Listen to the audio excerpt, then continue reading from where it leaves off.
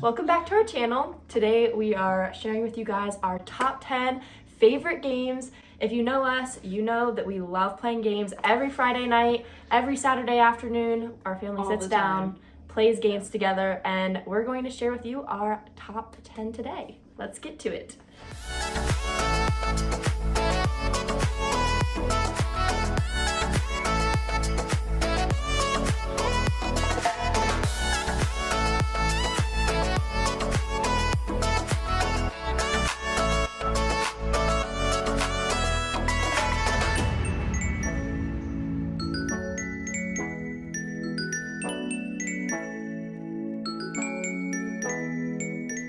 All right, so we're gonna give you our rank of our top 10 from 10 to 1. 10 being not necessarily our least favorite, but the one that we probably play the least often, and number 1 being the one that's like, that's our go-to game. So number 10 is the game Codenames. And Codenames is a game that I played for the first time just a few months ago, and we got it for Christmas, and it is one of the best big group games I feel like out there at all, because you can play, I feel like, with as many players as you need. Doesn't say, it says 2 to 8 plus players. So we typically play like family versus family during holidays, or like friend group versus like girls versus boys. Yeah. And basically what you do with your team is you're given a code that you have to read, and basically it's a grid of random words, and you have to give them little code names that make them guess the words you're trying to get them to guess. So it's like a race to see who can get their team to guess the most words first. Mm-hmm. So you take turns, you have like time limits, and you give them a word and then they try and guess it. And it's so fun because you also don't want to guess the assassin word. So you want to steer them away from the word that can like stop the game. It's like the 8-ball of Codenames, because if you guess the wrong word, game over. So it's fun. We like to play with big groups. That's number 10. Okay, so game number 9 is called Mexican Trains, and it's a domino game. And this game is for up to 8 players. So everyone's given, I think, like 12 to 14 dominoes in the beginning that you kind of just sit up in front of you, facing towards yourself. Secret. Yeah, it's a secret. And in the center, there's this little like train station, and you each have a different colored train. And basically, you just make a long kind of like snake of dominoes in front of you that match. On the dominoes, there's different numbers and colors, and when 2 dominoes have the same number and color on the same end, you can connect them.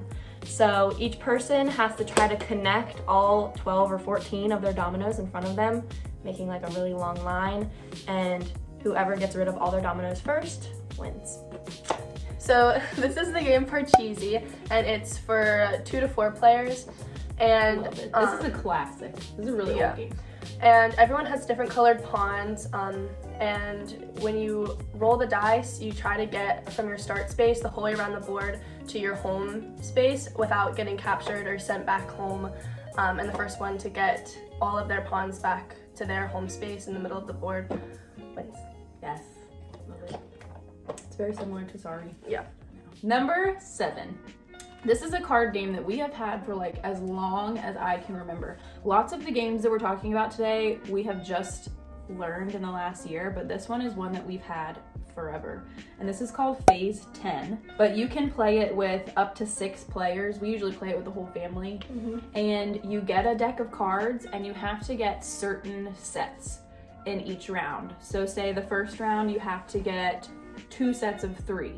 So 2, 2, 2, 8, 8, 8.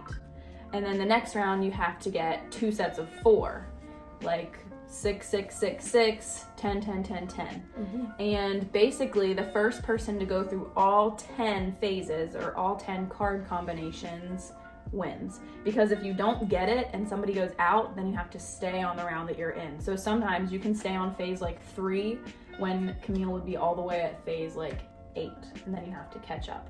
So really it's just seeing who can go out first while getting the set of cards that they're working for, and it's really fun. So game number 6 is RACKO. This is also a really old game. Mm-hmm. This looks like the newer version because it's Calyssa's, but our mom actually had this when she was little, and we have the older version as well. Yes. And this is for 2 to 4 players, so not too many people.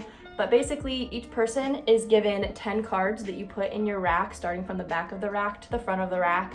And you go around the circle of like 4 people, and you pull up new cards, and you decide if you want to keep the card you pulled and insert it into your rack and take out a card, or if you just want to discard a card. But basically, you're trying to get your rack from the lowest number to the highest number in order. So it goes up from 1 to 60, and you need to get it in order. So it doesn't need to be 1 to 10, but it just needs to be 1 to 60, lowest to highest, and whoever gets it in order first wins. Okay, so number 5 is the game Uno Flip, and this is 4 players, 2 to 10, so you can play with a pretty large group. And it's pretty much just exactly the same as Uno, but just with a little bit of a twist. You play the exact same way, but there's a card in the deck where when you set it down, you flip the whole deck to where it kind of goes to like a darker version of it. Yeah, and that has different rules too. Like, you know, in the regular Uno game, you can like skip a person or reverse it, but on this side, you can like skip the whole group and go around to yourself, or you can, it's just like some different more updated rules on this side, and so that's pretty much the only difference. And but the main goal is the same, just to try to get rid of all your cards. Next, number 4 is, there is a lot of debate on how to say the name of this game. Catan or Catan. Let us know what you think is right. Long A, short A. I don't know. We typically call it Catan, but I think that that's wrong. And I just want to give Tori a shout out because she has showed me probably half of these games. Ticket to Ride, Uno, Parcheesi, this game, like all of these games that I've learned are from Tori. So shout out to you.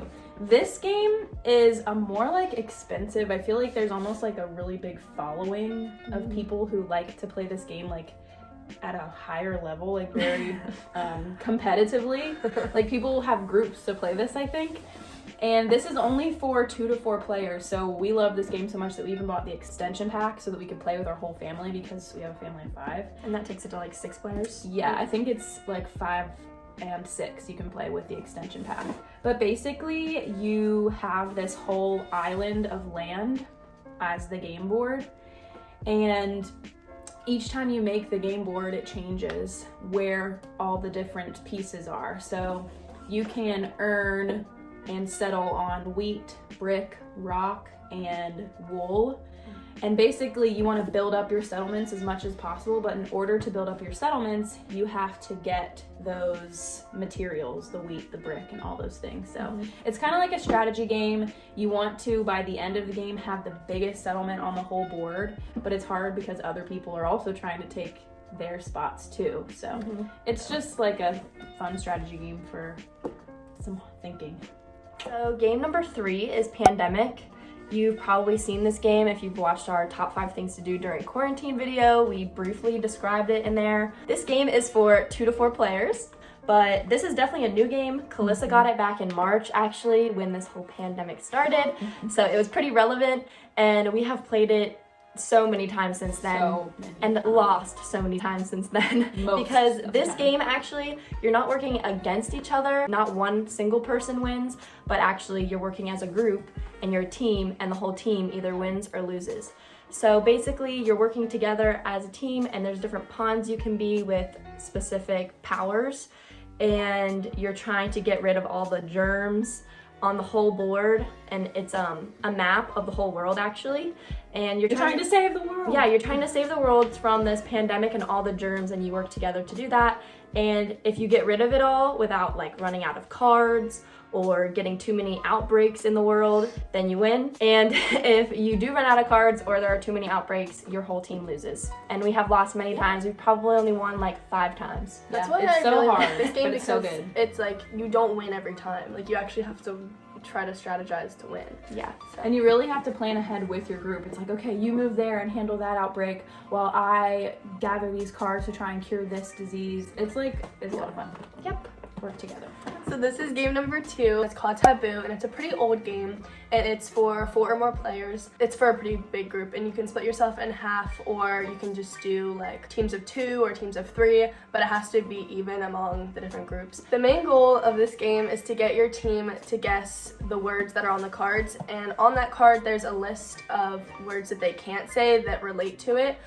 So while you're giving them clues, you want them to try to get as many cards as possible because that's how you get your points against the other teams. Yeah, I feel like this is our like go-to for big groups. Like if there's just a big group, we'll either play Codenames, which is really similar to this because you're trying to get them to guess the secret word, or this because one is more speed. Yeah, because you're on like a time limit because there's like an hourglass that you're trying to get it into, and if you say the word, like some of the words that you can't say on the card, then someone like buzzes you and you have to give that card up to the other teams. So you lose points. Yeah, if you say the wrong words. Yeah, so you can lose points, you can gain points, so it's just all about that. Yeah, it's pretty hard because you just have to describe the word on the card, and all the words you would typically use to describe the word are in the list that you can't say. Yeah. So you have to think of a whole bunch of other synonyms to try to get the word. If it's like the word car, the words that you can't say would be drive, road, and speed, fast. It's easy when you're playing with like, if I'm on a team with them, then I can just say things that like relate to our childhood because I can be like, this one time at Disney World, like, and then they get it. So it's easier when it's with your family, so that's why we play it with like our family or extended family because we like big groups and stuff. Okay, drum roll please.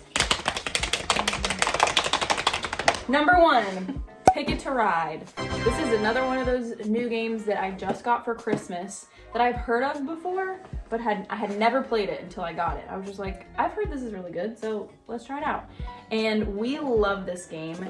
It is for 2 to 5, so it's perfect for our family. We can play with all of us. And basically, you have your own color trains, and you draw cards that tell you destinations that you need to meet. So it'll tell you, you need to make it from Chicago to Miami, you need to make it from Denver to Houston, and you need to make it from Philadelphia to, I don't know, Los Angeles. And throughout the game, you need to make sure that your train links from place to place by using colored cards that you draw. So again, this is kind of like Catan, it's kind of like Pandemic. It is more strategy because you have to plan out, where do I want to go? What card colors do I need? Is somebody blocking my path? Because there are only so many railways, and once they're taken up, they're gone. So sometimes you just get completely blocked and you can't make it. And we have had many a civil argument about people taking our train spots. Corinne is always ruthless. Yeah. She'll just be like, if I need to go there, I'm gonna go there. And I'm just like, and we're all like, be upset for me. She doesn't even care. She's just going for gold. And so we love this game, and we have played this again, just like Pandemic. We've played this probably like 100 times since Christmas. So we love this. Right now, this is our top game. I feel like our top games change pretty often, like when we get newer ones, but there's some that just hold true, and I feel like for the most part, these games have just held true for us. And some of like all of the games we've said, like some of them are pretty old, and they're still just classic. Like we play all the time, so they hold. And this was a steady. Ratchet. And this was a hard choice for us to make because we were looking through our many game closets and we were like, which games are our top 10? But there's a couple that were sadly didn't make the cut, but there are many more.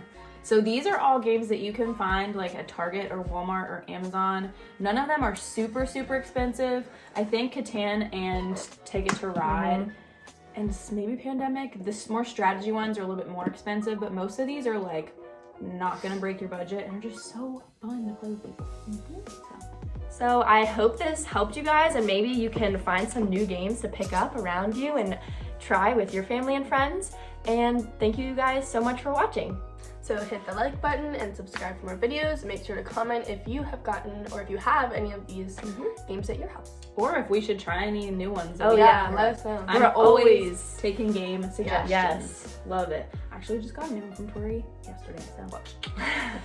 All right, guys. We hope you have a great week, and we'll see you real soon. Bye, guys.